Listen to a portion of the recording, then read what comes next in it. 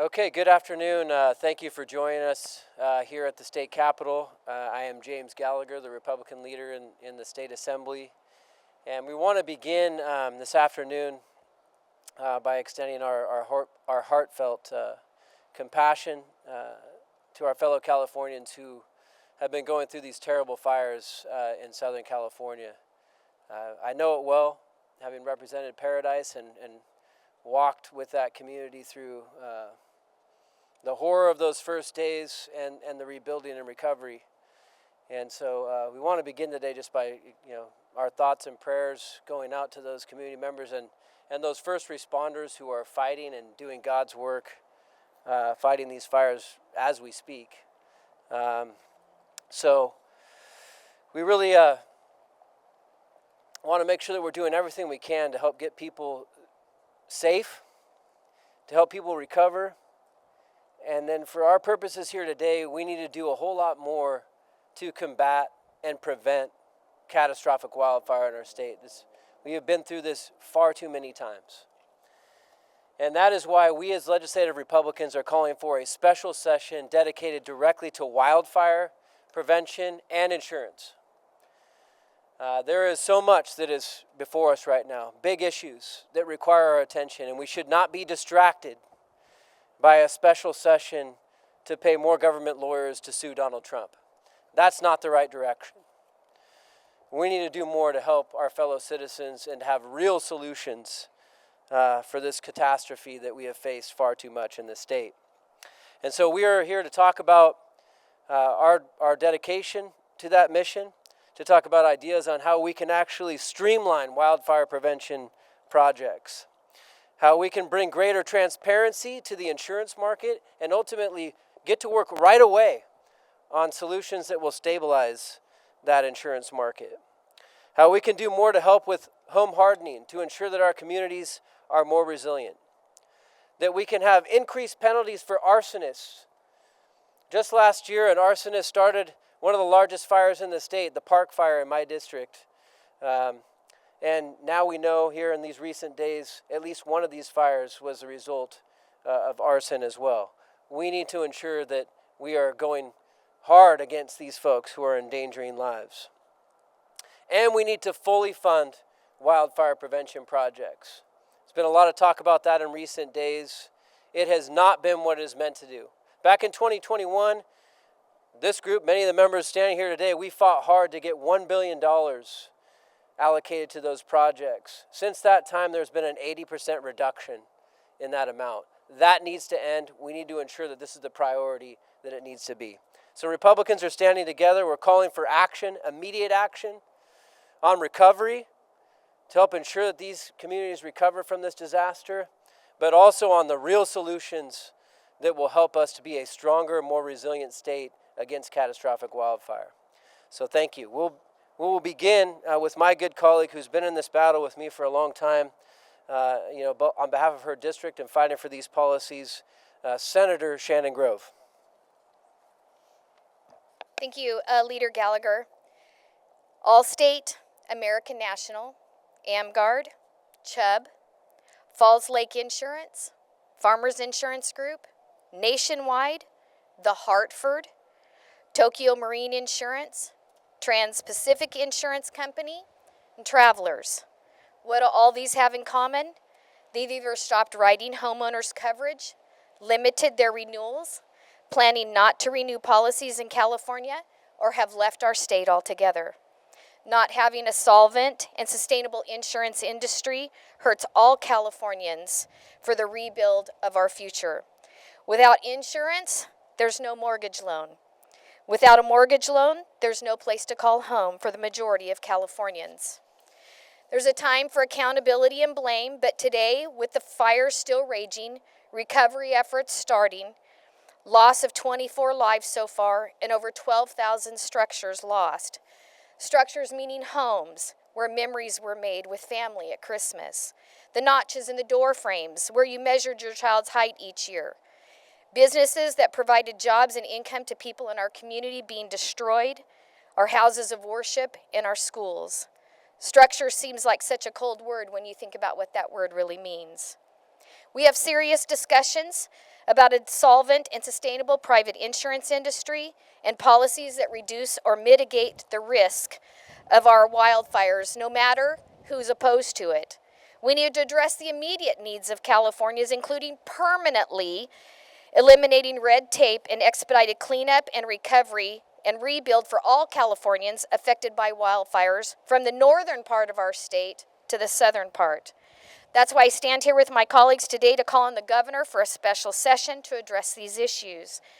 Those impacted by these fires are in need of all the support that they can get, and I would encourage you to donate to the recovery efforts if you are able. Additionally, please continue to pray for all the affected families and our first responders that are bravely fighting on the front lines. I stand with my colleagues to call on this special session because California needs real solutions, and they need bipartisan solutions. You can't make good legislation in a vacuum. You can't make good legislation introducing language on Friday and taking it up on Monday. It needs to be transparent, and a full discussion needs to take place, and that's why we're here. Thank you.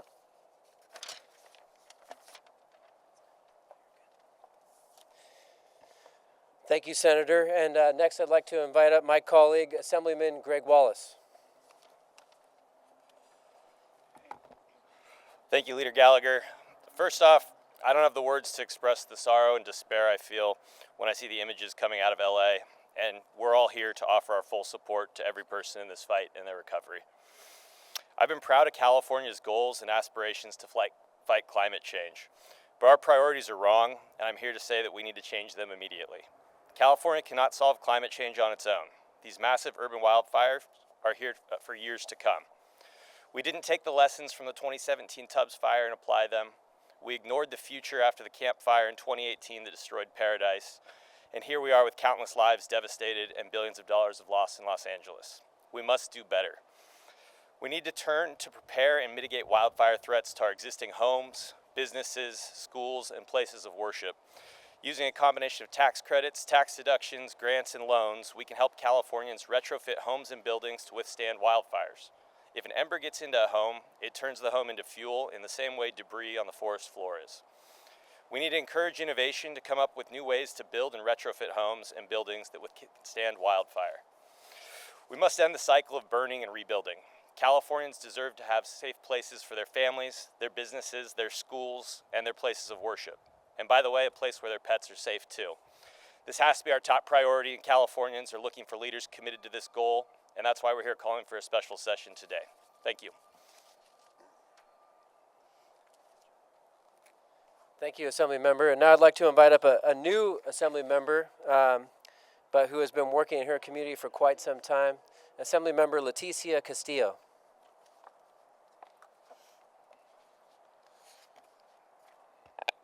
Thank you, Leader Gallagher. Ahorita los legisladores demócratas en Sacramento tienen todo el poder para mejorar las vidas de todos, pero no lo hacen. Los recientes incendios en el sur de California nos afectan a todos, y la causa es por un liderazgo incompetente. California ha tenido décadas de gobierno demócrata, que ha priorizado agendas climáticas extremas en vez de proteger a nuestra seguridad. Esto debe cambiar por bien de nuestras comunidades. Es por eso que estoy pidiendo una sesión especial para abordar la negligencia que nos ha llevado a este punto. Y al gobernador Newsom le pido sinceramente que convoque una sesión especial. Si no toma estas medidas, me veré obligada para presentar esta carta pidiendo que se renuncie inmediatamente. For those who didn't understand the last part, I'm calling on Governor Newsom to resign from office if he does not convene this special session immediately.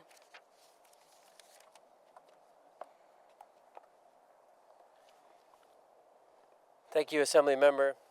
And next we have up from our caucus a man who's spent a lot of time in this, spent time in the fire service himself, fighting these fires, and who as a legislator has been at the forefront of fighting for these changes as well, Assemblymember Heath Flora.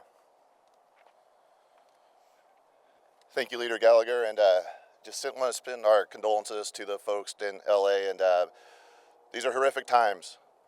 I just want to just briefly educate all of us on three things that sustain fire. It's fire science, it's oxygen, it's ignition, and it's fuel. Take any one of those away, fire goes out. One of those things that we can control is the fuel, is vegetation management. And over the last decade, we have done a terrific job doing so. The state of California in our SRA has about 31 million acres. That's in our SRA. Roughly 27 million of that is in high risk and very high risk fire zones. Currently, through GGRF funds, there's only $200 million to deal with this. We do not have the time to waste. We have the ability to fix this. The men and women of CAL FIRE do an incredible job, and it's time that we give them the resources that they need to combat this, or we're going to continue to have these press conferences year and year to come. It's unbelievably frustrating. We know the men and women that fight these fires every day, they know how to stop them. Now, we as elected officials have to give them the resources to do just that. I look forward to having that conversation when the governor calls our special session. Thank you.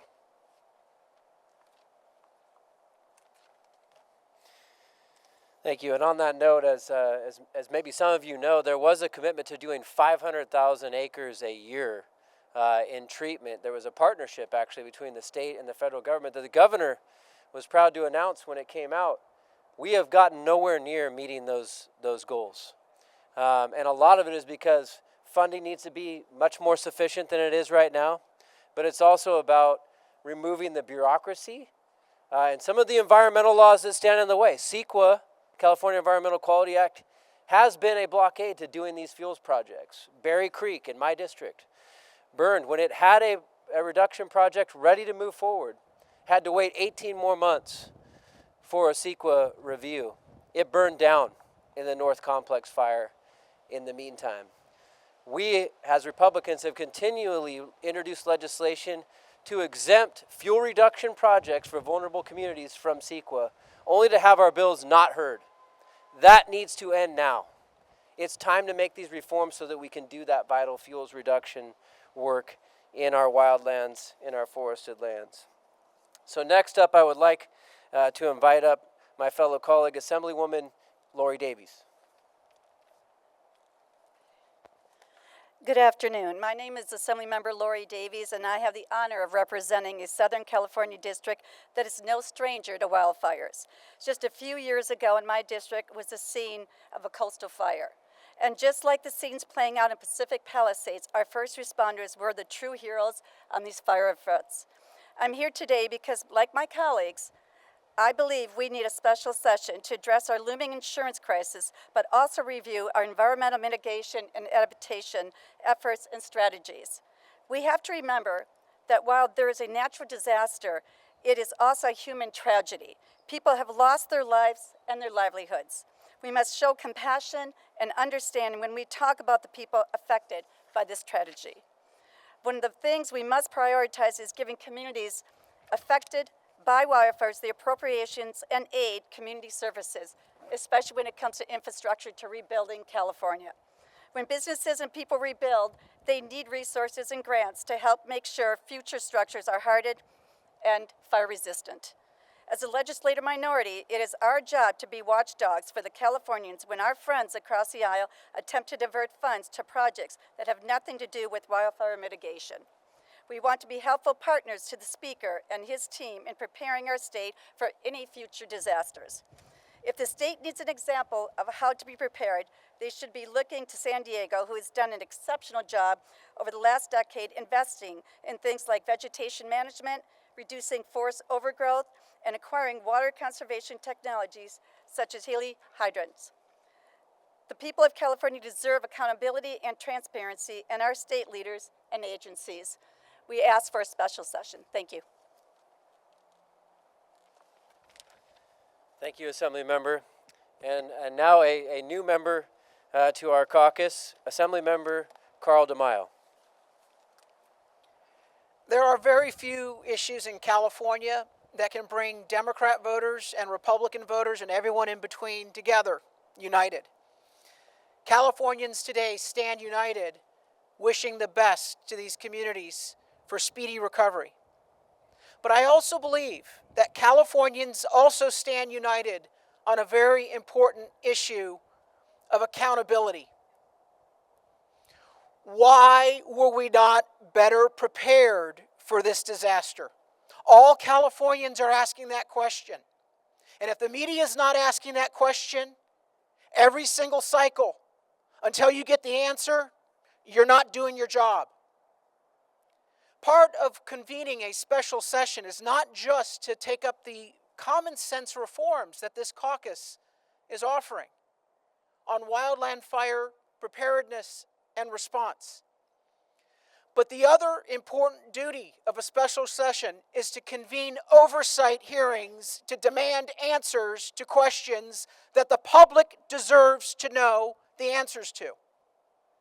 Governor Gavin Newsom has been asked repeatedly by members of your colleagues in the media simple questions. Members of the public have chased the governor down to his car, asking him simple questions. He's given them nothing but evasion and, yes, frankly, dishonesty. I do not believe that we are going to get to the truth if we leave the investigation in the hands of Governor Gavin Newsom and other state and local politicians. That is why today my office sent a letter to President-elect Donald Trump, his senior transition advisors, his appointees as nominees to various cabinet departments, as well as the chairman of the Senate Homeland Security and Governmental Affairs Committee and the House Committee on Oversight and Government Reform. In my letter, I asked them for a federal investigation into a number of failures by state and local politicians on these fire disasters. Specifically in the letter, I asked that the President sign an executive order requesting the following agencies open investigations, both from a programmatic standpoint, but also potentially from a criminal standpoint. First, why do California regulations prohibit proper brush management by individual homeowners? And why do state and local government agencies fail to properly maintain public lands? Second, why was there inadequate water supply to fight the fires, both in the form of dry reservoirs and fire hydrants that could not properly service firefighters? Third, why does California have an insurance crisis that has gone unaddressed for the past 5 years as it has gotten worse? Fifth, the failure of government utility groups to shut off power properly well after the outbreak of the fires. And finally, the failure by local government to properly staff and manage its fire department. Now, there are other questions that are being raised that the federal government can weigh in on. But I do not believe that if we leave it in the hands of the governor, I do not believe that we will get honest answers. I'm calling on my Democratic colleagues. Our entire caucus would like to work with our colleagues to give answers to our constituents, to demand answers of state and local officials. The only way that can happen is if we have a dedicated, focused special session with committees tasked with doing proper oversight. Thank you.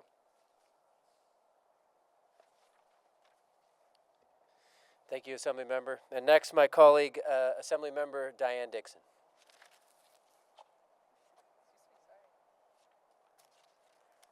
Good afternoon. I'm Diane Dixon, representing Assembly District 72 in Orange County and the coastal and inland communities.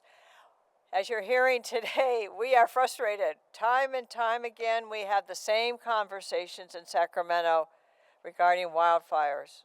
And every time there is a wildfire, it seems very little actually happens to address the problem.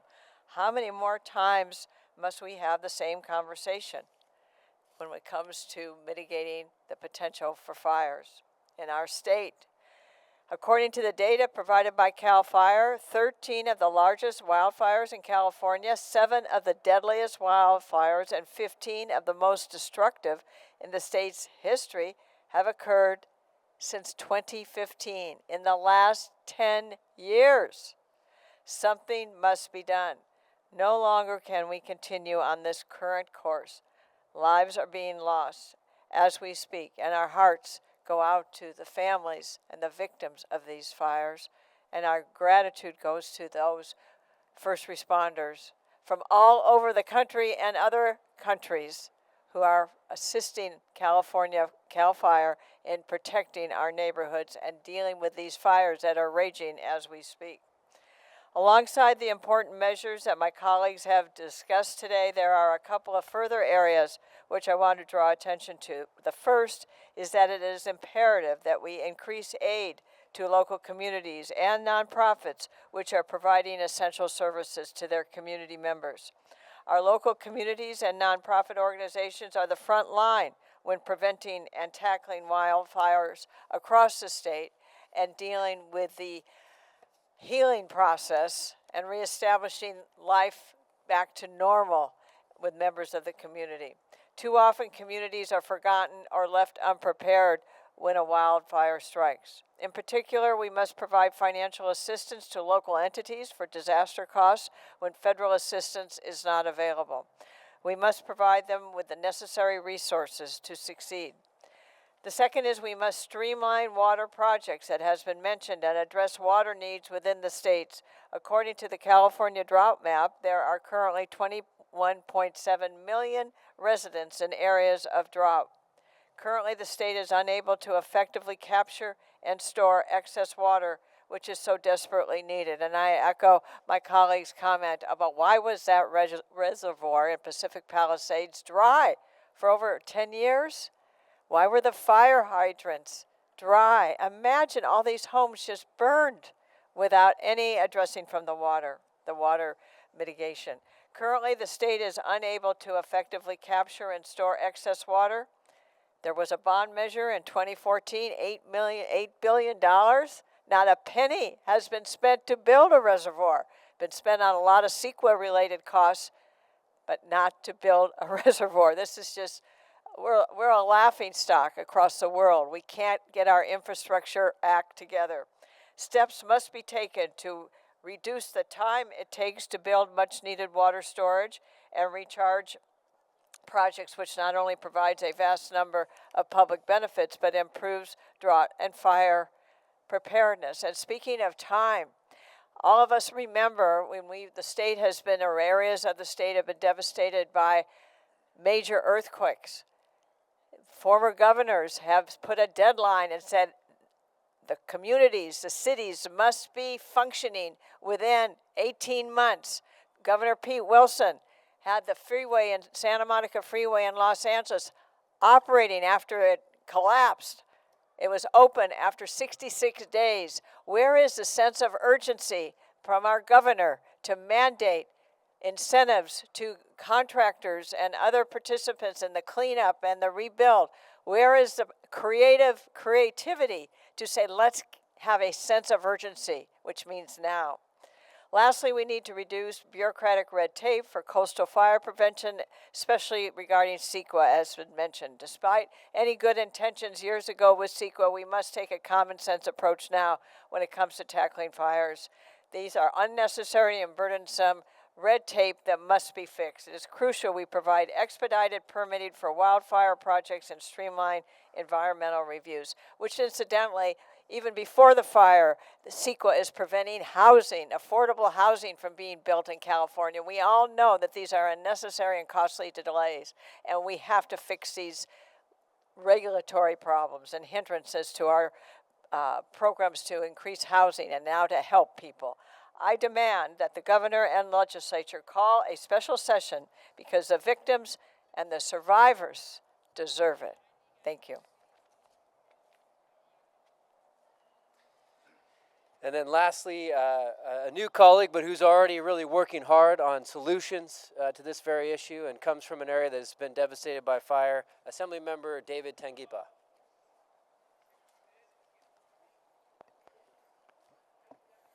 Good afternoon, Good afternoon, everybody, and thank you for joining me.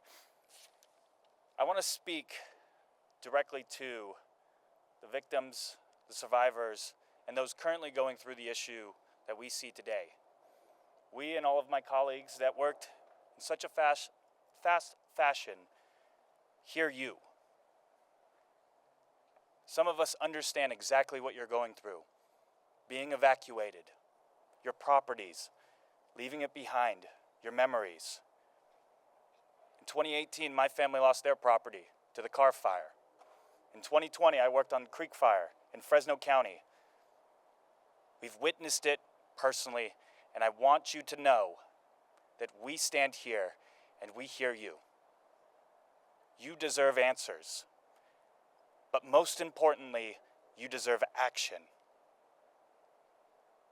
Some of you are waiting, and now we are demanding that our colleagues in the legislature and our governor join us in calling a special session, because if you think about it and you follow the numbers, this is just beginning. We've got to get down to the bottom of it. There shouldn't be any more victims if we start taking action. We ask that you all join us and find the relief and the solutions needed to protect Californians. Californians now, Californians of the past, and those of the future. The last 8 of the largest fires in California's history have happened within 5 years. How many more do we need to take action? And we say no more. We ask that you join us. Be a collective group and fight for every single Californian. And for anybody who thinks that this is a partisan show, fire does not ask your registration when it shows up at your door. Fire does not ask your registration when it burns down your house, when you leave everything behind. We demand action. We need action. Thank you for joining us today. And I know Speaker Gallagher is going to come up and join for some more questions. Sorry. Assembly Leader. Coming soon. I like the sound of that. Well, no, thank you all for being here. And again, just to reemphasize that point that Assemblymember Tangipa just made, we want to be united on this front. It's important that we come together as a state to really get at the causes, the root causes of these fires. We don't want to go through this. We've been through this with our communities. We see the terror, the horror of barely escaping fires and the turmoil of recovering from these fires. We need to get to work in earnest, and that's why we need this special session. And we need to unite with our federal partners. We're going to need their help on many fronts in this. So to start off the year, should we gear up for lawsuits against our federal partners, or should we hold out our hand and say, let's work together and let's find real solutions to make sure that communities don't have to go through this? We can do better, and that's what we're urging today. So thank you for being here, and we'd be happy to answer any questions that folks may have.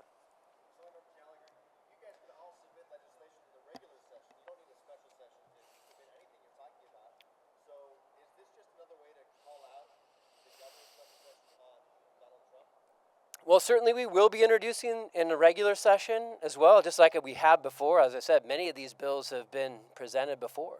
We think these are solutions that need attention. But what a special session brings is special attention to an issue and real focus. And as Assemblymember DeMaio said, the ability to do investigations and to really weigh in on these issues, get to the bottom of them, get answers. And so that's where I think the urgency of a special session is really necessary. The fires that we were seeing, they really underscore it. Why are we not focusing on this issue? Insurance, it's been an issue for years now, and we've been talking about it, but where's the action? We can do that with this special session, and that's why I think it is warranted, and that's why we're here today.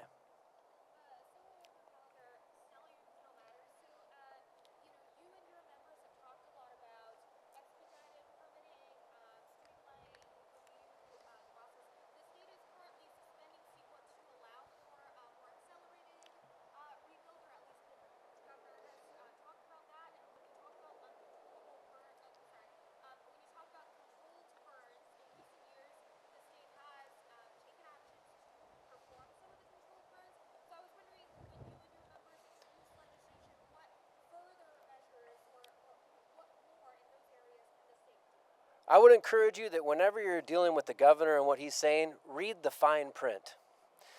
Because what that streamline provides is not what I think he's saying it does, right? And oftentimes it's reviews by agencies to look at what they could do or what they couldn't do. We need action. And I can tell you, because I've been dealing with this issue for many years now, we don't have that when it comes to environmental review. We don't have an exemption for these projects. I mentioned Berry Creek was a great example. We didn't have an exemption from CEQA for that fuel reduction project that was already planned, they had already done the work to go do that project, and were stopped by our environmental laws. And by the way, they can't just be done by executive edict. They have to be done by the legislature. We're the lawmaking body. So there are policy changes that need to be done to actually help ensure that we can do this work faster and that we can increase the pace and scale of, for instance, fuel reduction in this state. Perhaps to help with undergrounding of power lines, which continue to be an issue of ignition, to help with hardening of homes. All of these things are things that we can do a whole lot more of, and they're not just done because of an executive order. Again, I'd urge you to really look at what that executive order really does, and I would tell you right now, we need to do a whole lot more.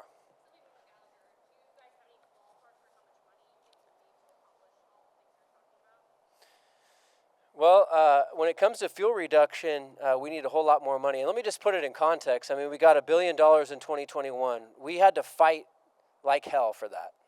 We had to pretty much damn near shame them into getting $1 billion into that. And you might remember some of those fights. At one point, the governor sheared it back to $500 million. We ended up getting $1 billion out of that budget deal. It's gone down since. That's a fact. There's been a lot of talk back and forth on this, but the fact is we got $1 billion in 2021. It's gone back down to $200 million. There's been successive cuts to that. $1 billion maybe sounds like a lot, but it's not a lot when you consider that we spent $25 billion on homeless programs that don't work. I think that we need to make this a priority, and we need to really look at what is the cost, what is really needed to get to that. For instance, to that 500,000 acres a year metric that we said we were going to do and we haven't done yet. Let's find out what that number is and let's fund it. And let's work with all of our partners, from CAL FIRE to the grantees who have been doing a lot of great work, but we need to do a whole lot more of it. I mean, if you look at the grand scheme of the amount of fuel that is out there, because over decades we've done very little on that front, it's a big job and it requires investment. And so, yes, I think we need to make that investment, find out what it is, and figure out how do we remove barriers to that work. Yes. I've been through it a few times now, unfortunately, yeah.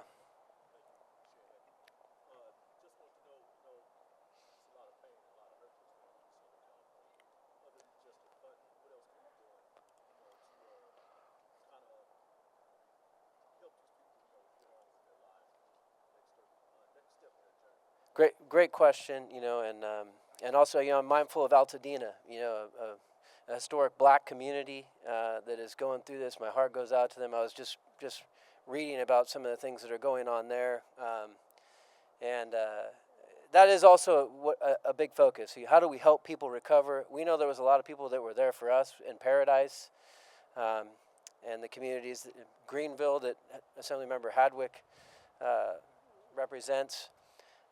And we can give you ways to maybe help people recover, and ways that we can make improvement in that recovery as well. But I think that work needs to begin in earnest. How can we do the things that, from the government standpoint, but also working with nonprofits and others, so that we can help make sure that nobody falls through the cracks? Because I can tell you, there's so much devastation and heartache in the immediate aftermath of these fires. Caseworkers that are needed to help people not fall through those cracks, things like that I think can be done. We've done in the past. I'll highlight work that I'll commend the governor, actually, with the Cal Volunteers program that was actually helpful to us in some of that recovery work, right?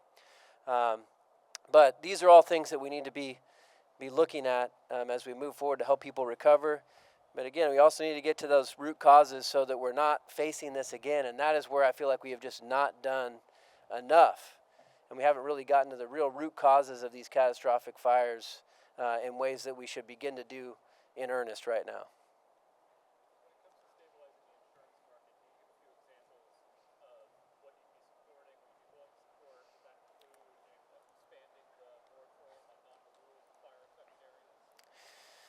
Well, look, there's a lot that needs to be done there. You know, insurance is a complicated issue. But what we've been doing is just kind of passively waiting. From my perspective, the legislature, the Democratic leadership and the governor have really done very little. We've been waiting on these emergency regulations out of the Department of Insurance. And look, first of all, part of the problem is our cost of living and the inflation and the cost that has driven up the cost of everything in this state, which makes things much more expensive to insure also. So by addressing cost of living, which I still believe is the number one issue that we need to address in this state, we can also help address the insurance crisis. We also need transparency, on the FAIR plan, for instance, who, at least from our last reports, doesn't have enough assets to pay out these claims. And what is going to be the result of the FAIR plan going under and assessments that may be made against all insurers in the state? We have insurers fleeing the state. And I'll tell you what's going to be really bad is when we don't have insurers and all you have is the government. That's not a good situation, right? So we need to, it's not like there's an easy path, but again, a special session where we really come together and bring all the stakeholders and begin earnest in work on this, I think we can come up with solutions. Carl, go ahead. I'd like to connect your question with hers.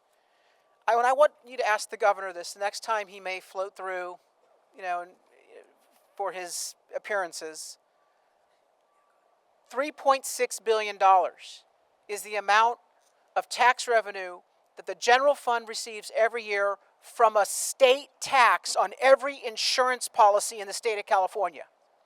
At a time when insurance policies are doubling and tripling for some of our constituents, I'll be damned if the politicians get to keep a piece of the gouging.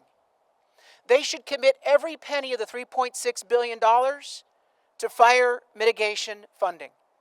And by the way, if we went to the insurance industry and said, hey, we're going to take $3.6 billion and put it into fire mitigation. Tell us where you want it so you can reduce the premiums. Tell us where you want it so you will continue to write policies in these areas. That's when we will save people their insurance coverage. That's when we're going to fund the mitigation efforts. And I will tell you this right now, when people say, how do you pay for it all? You either pay for it when it's properly paid for, or you pay for it in the form of a $50 billion loss, which is what Morgan Stanley now is projecting from the Los Angeles fires. $50 billion versus an investment up front in saving people the tragedy of losing their homes. I think the answer is pretty clear, and that is why we need a special session. We can't keep a focus on this issue for the next 3 or 4 months because none of this is going to happen overnight. But if we call a special session, it forces legislators to convene every single week, hold committee hearings, pass legislation, so that these victims know that once the media goes away, we're going to be held accountable for fixing the problem. The only way you do that is to heed this caucus's call that the governor has to call a special session. And I wanted to piggyback on Carl's comments on that. This time is of the essence. If it can happen to LA in January, it can happen everywhere. And it will happen everywhere, especially if you follow this map and you see where the insurance companies are canceling or the highest areas where Fair Plan is the only place that you can get insurance. You are in a high-risk area. So not only is this special session asking to address the issues that we have today, this is asking to address the issues of future Californians that are in danger. To the victims of the Creek Fire, the Rim Fire, the Carr Fire, the August Fire, the Complex Fire, the Lightning Fire. I want to stop naming fires, and so do we. So if you follow and you look at the data, if the insurance companies are leaving, it will tell you where the risk is at. Insurance is in the business of risk. We want to solve the insurance volatility. We handle risk.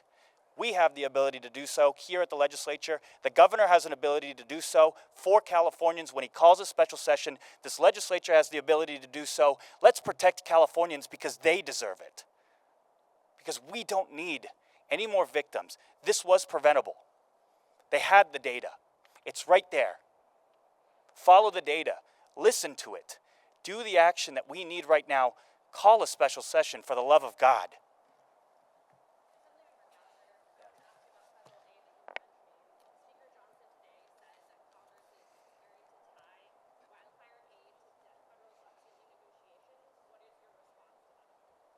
Well, first of all, I just wanted to say I'm actually really excited about this year, is because you can see I have members in this caucus who are ready to get to work, and so that's really exciting, and I think we got some great opportunities.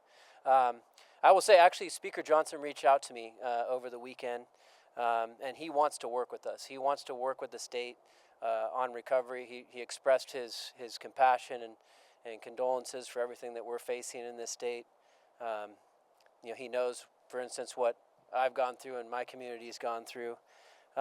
Let's remember, before we talk about any of this stuff, is that historically the federal government has come through every time, and specifically the Trump administration came through every time that we had a request to the federal government during a disaster. I went through it with Oroville Dam. Money came through. Governor Newsom was there too. He was making the requests. Camp Fire, all the fires that we've faced, the Trump administration kept its word and came through. Now look, relief also, we can't continue to just provide relief and not talk about changes that need to be made, reforms that need to be made to make our communities safer and more resilient.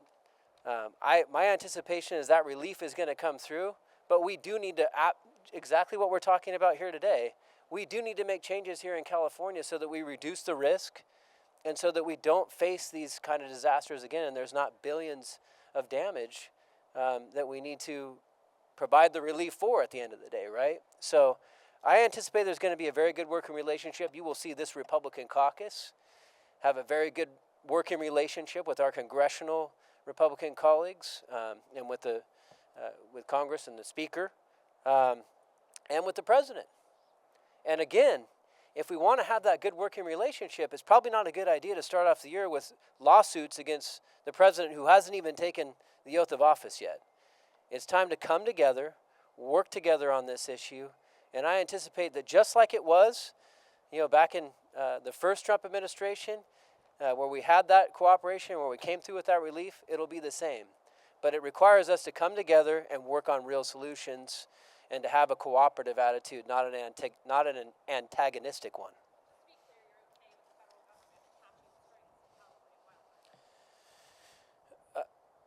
I want relief to come through for California, absolutely, but I am okay with us also talking about at the same time making changes here in California, which is exactly why we're calling for this special session, to help ensure that we don't have these disasters again. Again, billions and billions and billions of dollars have come through from the federal government to help California. Most of it for wildfire, all right? So there's been, and under Republican administrations, so this narrative that somehow Republicans aren't going to help California, first of all, isn't true historically, and I do not believe will be true when we go into this new administration either.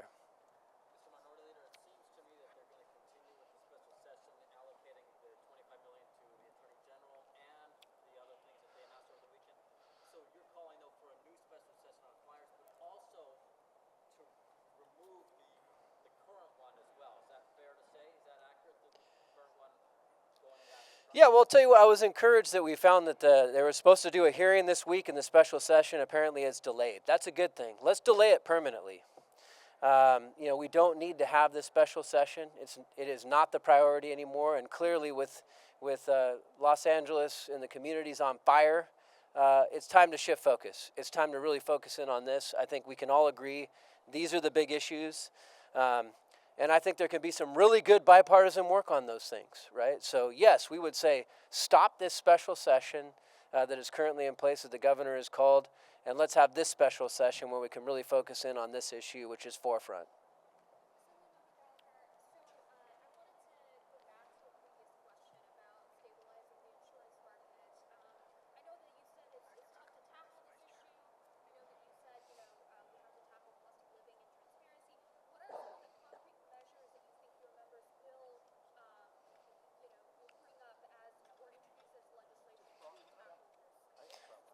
Well, I mean, you heard some of the discussion already, from some of my members. I will go to Mr. Tangapa is actually going to be the vice chair of insurance, and we'll be working on these issues. But again, we need to start the work in earnest. It's been 5 years that we've known this insurance issue is looming.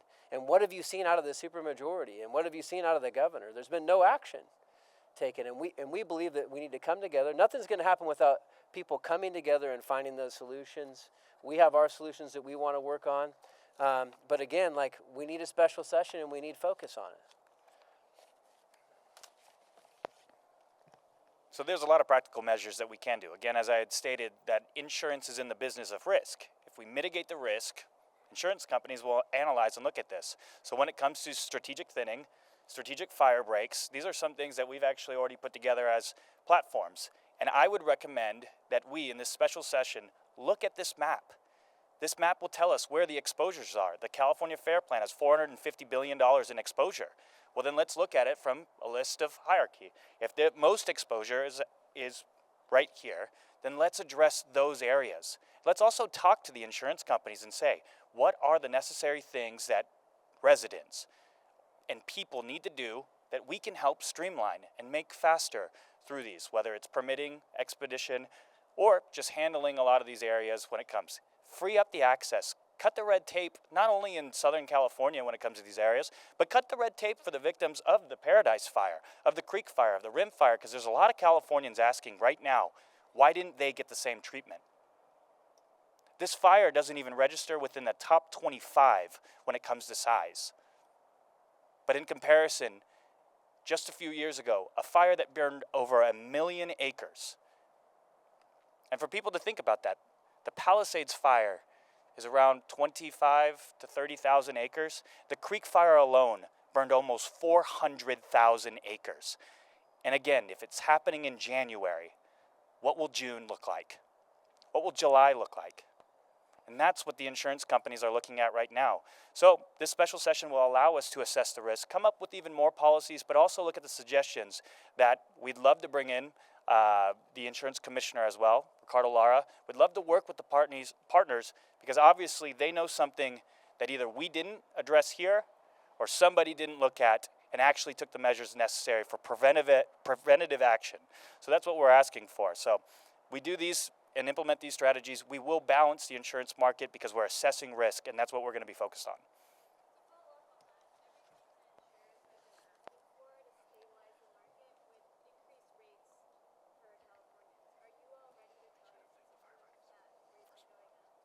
I'm already having to tell my constituents that rates are going up. Their premiums are going up right now.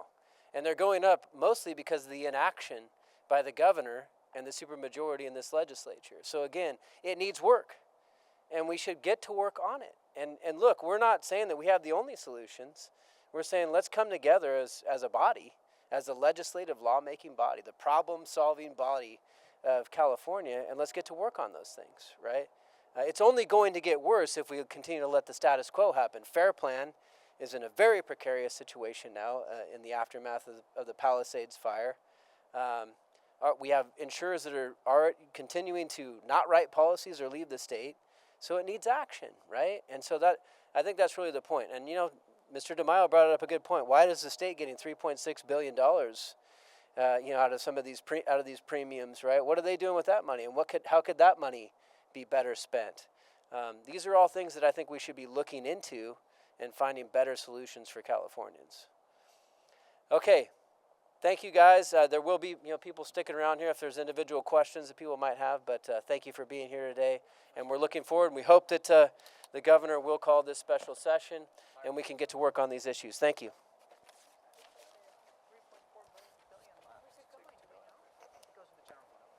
Illegal immigrants. That's where it's going.